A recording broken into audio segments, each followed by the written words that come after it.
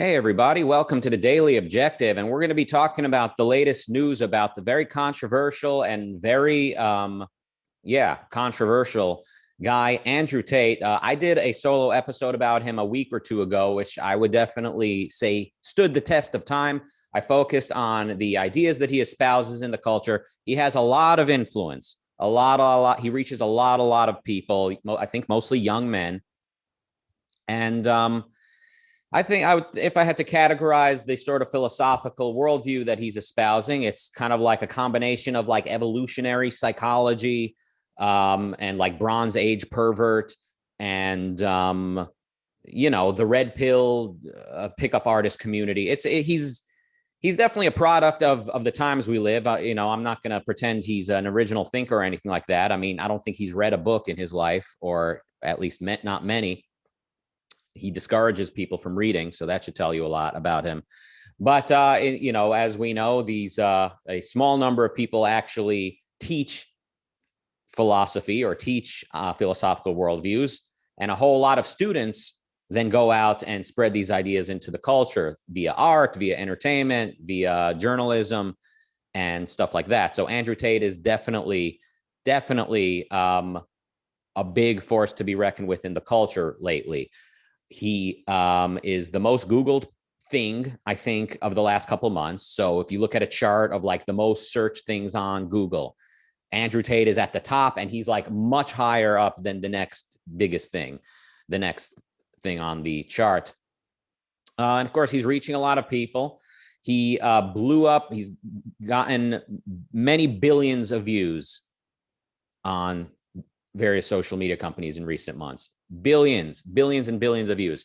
But over the last few days, Facebook and Instagram have removed him on the grounds that he is in violation of their dangerous person and organizations policy. And then TikTok removed him on the grounds that he's misogynistic and spreading hate towards women. And then YouTube deleted his channel most recently. I'm guessing it's also for hate speech, similar to TikTok. So I'm a little bit not sure about Meta's decision. That's Facebook and Instagram saying he's a dangerous organization. Are they saying that his fans are dangerous? Are they saying that he's a dangerous person because he talks about, being above the law? I'm not quite sure. But definitely some of the things he said, I would say, got him in trouble in ways that should have been expected.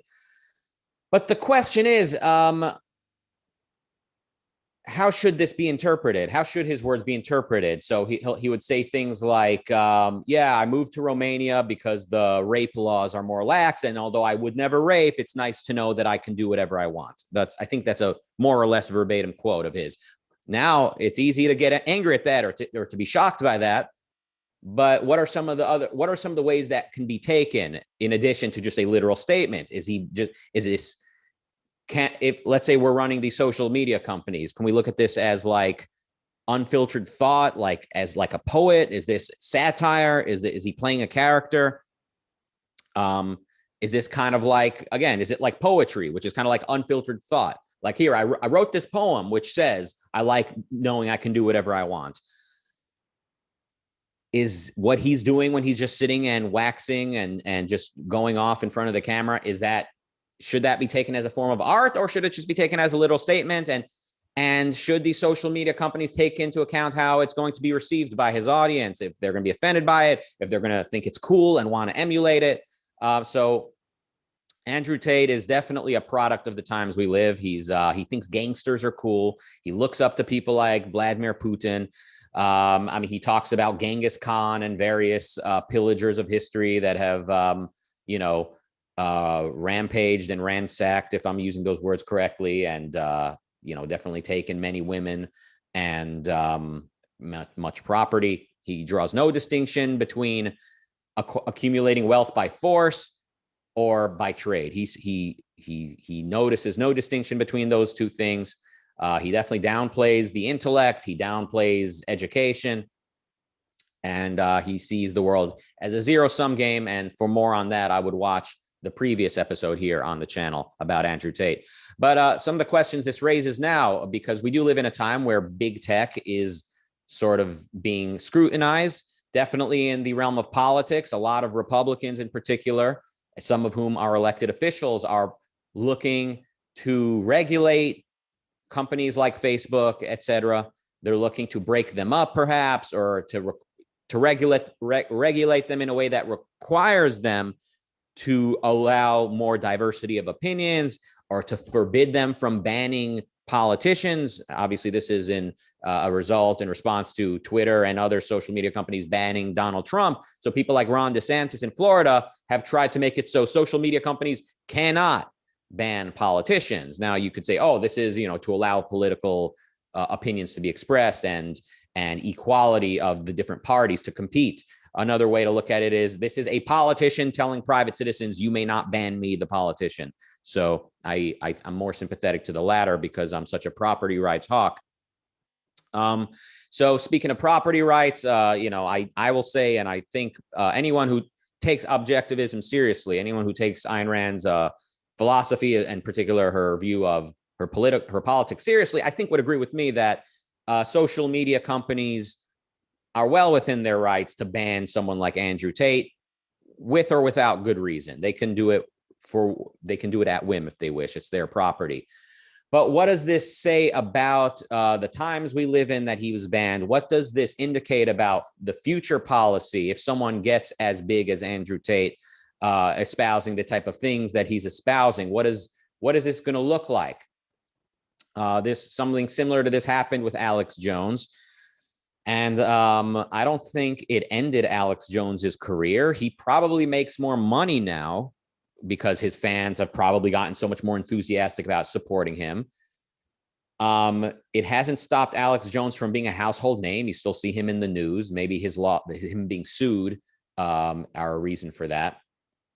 But generally, I think the sort of banishment of the alt-right, the various like new right freaks that have emerged, banning them from social media, it's definitely given them certain cult status, and there's a lot more enthusiasm around them than maybe there might have otherwise been. But what does that mean? If you're running a social media company, does that mean you should allow anyone to express anything they want on your platform? If you think someone's a Nazi, would you allow them to express themselves on your platform? So it's a good question. I'm glad these are not my decisions to make in general. But yeah, that does seem to be the case. The alt-right have only, I think, gotten more support from people. They've been virtually removed from the internet, from the major social media platforms, but that has not, they've only grown since then. And I think if you were to spend much time around the Republican Party at their events and hanging around among them, you would see that the alt-right are basically the base. They are the people that Republicans need to win the approval of in order to succeed. The energy among Republicans is with the alt-right. It is with people who are actually racist, who are actual conspiracy nuts, people who have little to no respect for America's founding principles. And go spend time around Republicans. Introduce me to somebody among the Republican rank and file that has no relationships with, people like Alex Jones or like Nick Fuentes. Do your own research, I say. Okay, now when it comes to Andrew Tate, he's not involved in active politics, but he's definitely influenced by the new right, I think. Definitely, there's a lot of overlap between what he's saying about women and what a lot of the new right, alt-right people would say about women. Now, let's be clear, by the way. There's a lot of sexism towards men that is perfectly allowed in the times we live in. I think this says a lot more about the times we live in than it says about, big tech, quote unquote. I think big tech largely represents the mainstream view in the times we live. In the times we live, for one reason or another, or for a number of reasons, you can bash men all day. You can say men are trash. You can say white men are trash. You can say straight men are trash, and there probably won't be consequences. Whereas if you, say women are such and such, or other groups of people, of course, you already know what the consequences could very well be. So those double standards are there. Are they double standards? Is it that the protected groups have been so marginalized and oppressed that they deserve special treatment? These are actual tough questions. It's very easy to sit on at the armchair and cast judgment, but when actually in positions as powerful as these social media companies with as much influence, it's not always going to be easy to make these types of decisions. So it comes to someone like Andrew Tate. Okay, he's perceived, he's seen as like spreading misogyny, the way he talks about women, referring to them as property. That's obviously not going to go over well with a lot of people, with certain, a large number of people. What bothers me most about Andrew Tate, and I would not ban him for this because I am kind of a laissez-faire guy when it comes, again, putting aside the legality, legally, Facebook can ban anyone that Facebook wants to ban for whatever reason. Kind of on a social level, what kind of a society would I like to live in? I am more laissez-faire, generally speaking. I do want to see someone like Andrew Tate speak freely, and he can be challenged. He can be challenged by people with better ideas. Now, sadly, most people don't have answers to his questions. So Andrew Tate, he sort of lionizes, dictators and pillagers of history. He thinks that might makes right. He thinks that stuff is really cool. And do most people have an answer to that? I mean, Tate is largely getting his, I think, premises from, guys like Jordan Peterson, guys like Jonathan Haidt, guys like the Weinsteins.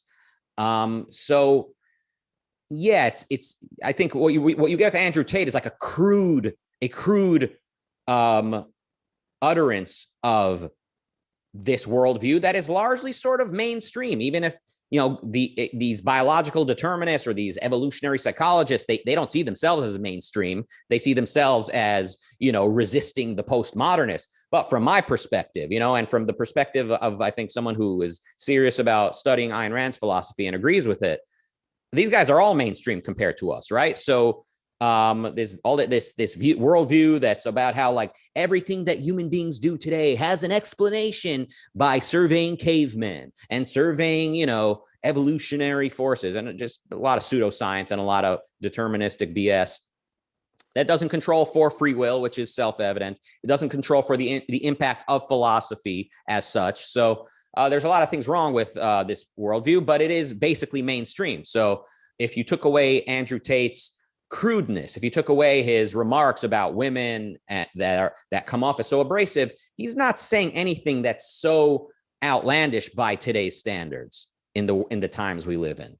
So yeah, in the times we live in, it's basically perfectly socially acceptable to believe in determinism, to break us into different groups, and to see the world as a zero-sum place, to think that economically we're all basically competing for the same little finite amount of wealth, as opposed to the correct view, which is that wealth is created, it's produced. We take worthless raw materials and we make them worth something ad infinitum, I think is how you pronounce that. But yeah, it's perfectly mainstream to see the world as zero sum. It's perfectly mainstream to think that, deep down, we all want to be Genghis Khan.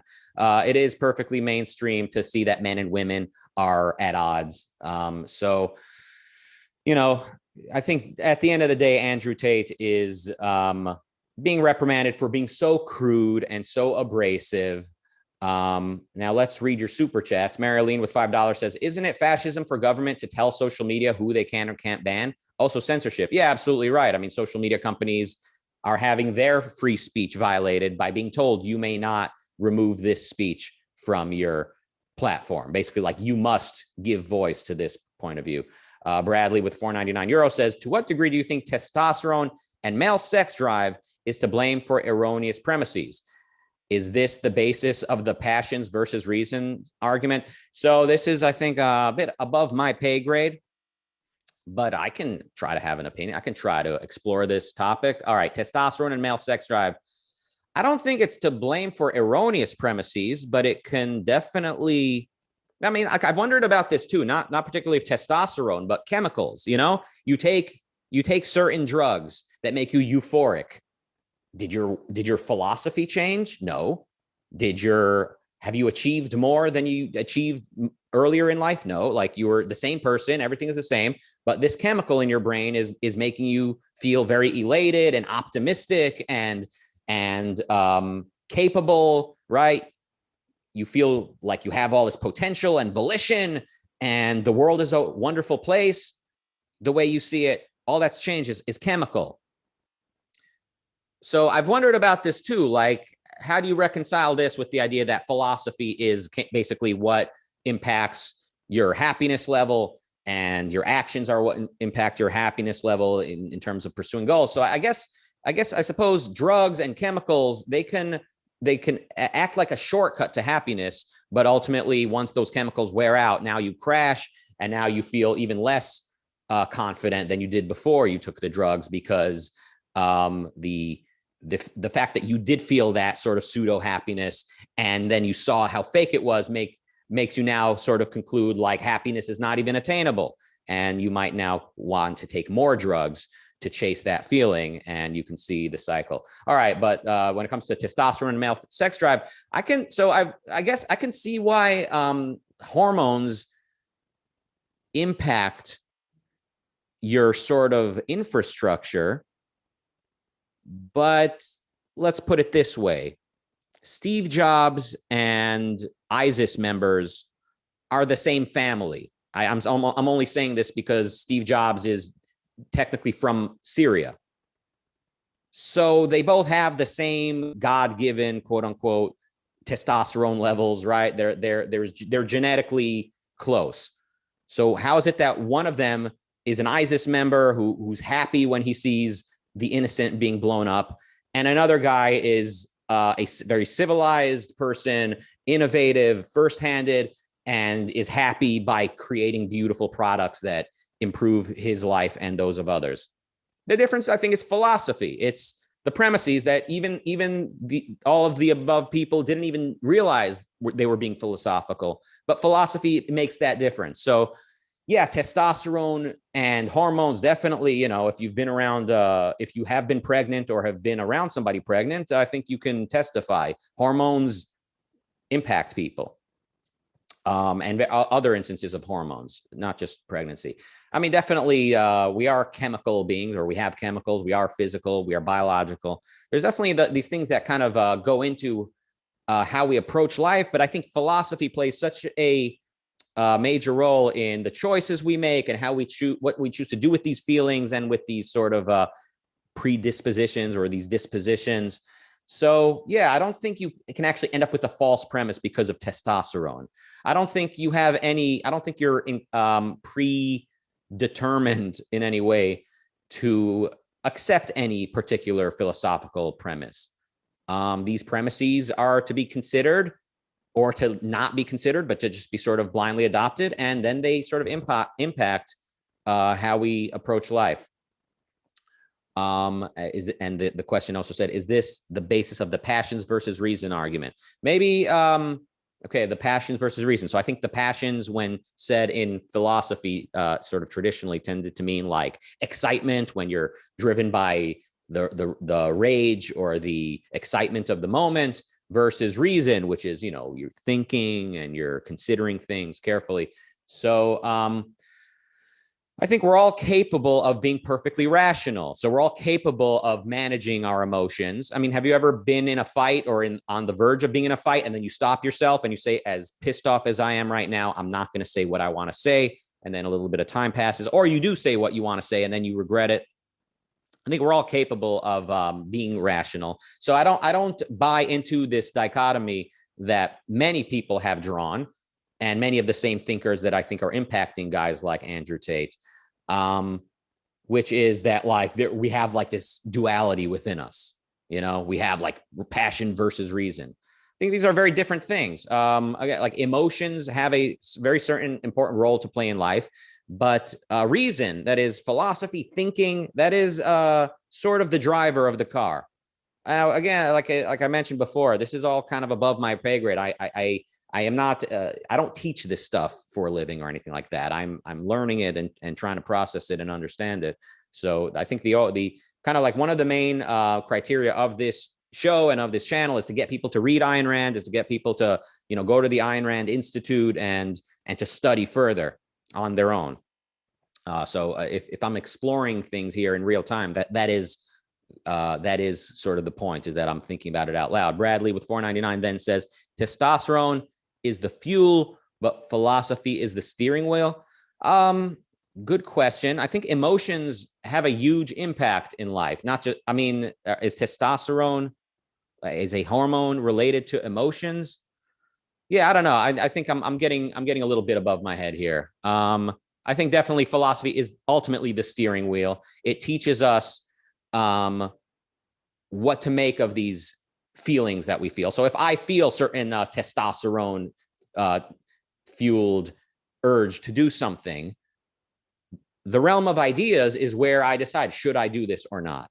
So someone like Andrew Tate is acting like the greatest state for a man to be in is to have no rules, like nothing standing in his way. If he wants a woman, he takes the woman. And this is an historically held view, even among very civilized and sort of, law-abiding thinkers. A lot of them think that, deep down, the greatest state a man could ever reach would be to just take what he wants and to just follow his emotions. Philosophy can correct that, and philosophy can say, no, the greatest state to be in is to be rational. And if you want something, to pursue it rationally. If what you want happens to be another human being's love, pursue it, and you just might succeed. But if you don't succeed, you're better off not using force. Or if you want, material things, pursue them, and achieving them then actually gives you, self-esteem. It actually makes you feel more confident to live. And that is better than just taking it like a brute barbarian. So, I'm trying to sort of think about this out loud and try to answer these questions. Thank you for the questions. I always like a challenge, or I almost always like a good challenge. Anyway, I think the news with Andrew Tate and social media definitely raises questions about where is our society going in terms of the internet and free and speech and entertainment and all of that. I have long said, and you can quote me if you've heard me say this before, which you probably have if you watch, the internet was always too good to be true. The internet was always too good to be true. So when you see, John Stossel is suing Facebook for putting a warning sign on his post. And when you see Ethan Klein gets a video deleted he gets reprimanded by YouTube for making a remark like he said he hopes that an NRA event gets blown up or something like that. And then you start to think about, if you're like me, wasn't there a time when for something to be on TV, it needed to go through a lot of peer review, like it needed to go through a certain this department and that department. There's a legal department, there's a PR department, there's the people there in the first place are educated often and they're qualified and they're sort of groomed for this.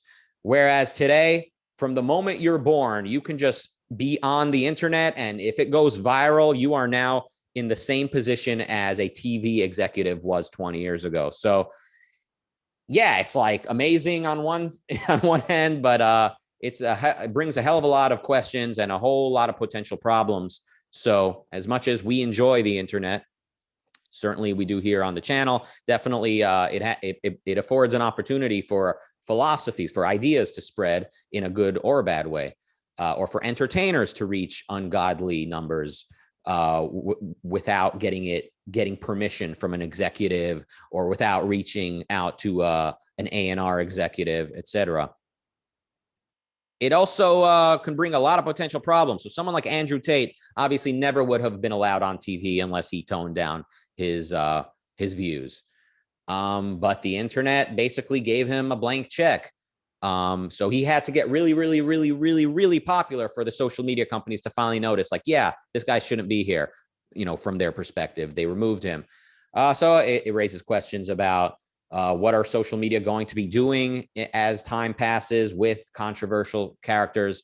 It raises the question of what should they do, in your opinion? Should they allow free speech or not? Like, should they be more embrace the spirit of the First Amendment on their private platform or not? Our our days numbered here as internet people? Will the time come when the internet basically is TV, where in order to post content on the internet for the world to see, you basically will need to go through a bunch of approvals similar to being on TV? So it raises a lot of questions. And of course, it raised the question of, was Andrew Tate completely wrong? Well, was he completely serious? And then some of the things he says, do we throw it all out in the trash? Or do we look at some of the things he's saying and say, you know, this is thought provoking. So in some of his rantings, he would say, like, he would talk about women having male friends, and he was pretty cynical about it. He said, yeah, you think, he said, okay, now trigger warning, this is going to trigger some of you. Andrew Tate said to a woman, he said, if you think, if you really think men are your friends, then, you know, gain 50 pounds and see if he's still your friend. Okay. It's not going to make anybody's day to hear that, but do you think he's completely wrong? Do you think successful marriages contain women, you know, the wife having a bunch of male friends? Now, where Andrew Tate, I think, definitely loses a lot of people is that he thinks men, like, let's say husbands, should have just complete free range and that women should be okay with it. Obviously, that's not going to work out great. But when it comes to what he's saying about girls having male friends, or women, whatever, married women having male friends, Andrew Tate asks, he says, did your mother have male friends? Did your mother go out to nightclubs when she was married? Did she go out to nightclubs, and did she have male friends she was texting and calling? It's easy to throw in the trash these questions and to say, oh, like, you know, women can do whatever they want and they're independent individuals. Yes, they are. They can do whatever they want. But obviously, we all need to live with the fact that some decisions are going to drive people away and ruin our chances at love, and other decisions are going to increase our prospects. So I think, again, Andrew Tate, he is a product of the times we live in. And in the times we live in, some people are definitely calling into question the modern way of things. They're definitely asking, like, are women going to nightclubs? Are they, the fact that women are clubbing, is that hurting their prospects? Is it, and should they stop doing that when they are with a man, when they're in a relationship or married? Furthermore, you know, looking at male and female friendship, it's, you know, it raises certain interesting questions. Definitely, if there's no attraction on either end, men and women can be friends, I think, without qualification. But is that ever the case? It might be. But also, what if one of them does find the other attractive? Is that even friendship? So these are definitely questions worth raising. So, you know, as much as I've you know, disliked Andrew Tate and a lot of what he says, definitely when it comes to, you know, his lionizing of dictators and his view that, like, force is great and that might makes right. He definitely is raising certain questions that a lot of people in the culture are asking these days, that particular with about, you know, men, the relationship of men and women at a time we live in when marriages are failing more than ever, at a time when fewer people are getting married than ever. These questions are worth asking. I think a much more benign way to ask the questions that Tate is raising would just be, you know, is women's liberation best serving women without a little bit of sort of a traditionalist flair? Maybe there should be a little bit of appreciation for why back in the 1950s, you had more of a conservative relationship, like a more of a conservative view of, like, men and women being friends together, especially when they're in relationships with other people. There are definitely questions worth asking. I don't have all the answers, but I'm also not completely throwing these questions in the trash, as some people want to do. Oh, and of course, Andrew Tate is not saying let's go back to the 1950s. He's saying let's go back to, you know, the Bronze Age, and he has many Bronze Age perversions. Marilyn with $5 says, the more you choose to think, the less you will be driven by your emotions and hormones. That doesn't mean it's easy. Well stated. All right. Thank you for joining us today. I think that's all I had to say, and I don't see any questions or comments. At the start of in the chat, Francesca said, a second video on this nothing burger? Why? How is this a valuable way to spend our time? Okay, so the most Google searched thing on the internet has now been removed from the biggest companies in the world. And this guy was accumulating billions and billions of views and impacting many, many, many young people in a way that could impact how they vote, how their relationships turn out, what they do with their lives. All of this doesn't matter to you, and so I shouldn't talk about it. Makes perfect sense. Thank you so much for spreading positive energy here on my chat room, sir. Joni Spinoza with $4.99 says, for someone who knows zero about AR, I think that's Ayn Rand, what should be the beginning introduction to her and her philosophy? I'll always say read The Fountainhead, read her novels, and kind of put aside a lot of what we talk about here, because art touches you somewhere more delicate than explicit philosophy, I think. And art is it's not everything, but art is, I'm having a hard time even putting this into words. You can see how deep it goes. So, I mean, just read The Fountainhead and just enjoy it, for God's sake. I mean, it's giving you something more valuable than any sort of talk show like this ever could. Thank you for joining us today. Coming up, we've got at 7 p.m. The Fountainhead Book Club with Shoshana Milgram for ARCUK members only. So now's a good time to hit that join button and become a member of the channel. The session will also be live streamed to YouTube members. Link in the chat. That's right. If you're a member, you're in. So why not become a member? You know, rather than me telling you you should become a member and trying to persuade you to, I'll ask, is there any reason not to? Is that what Ayn Rand would call sort of like the reification of the zero, when you hold a negative as a primary? I'm not even going to attempt to explain the reification of the zero, but it's a very, very obviously brilliant observation that Rand makes, and it's a cool phrasing of it. Reification of the zero. Sounds like a heavy metal song or album or something. Robert with $2 says, good show, sir. Well, thank you. All right, everybody, have a good, wonderful day, and we'll be back tomorrow, same time, for the Daily Objective, and goodbye.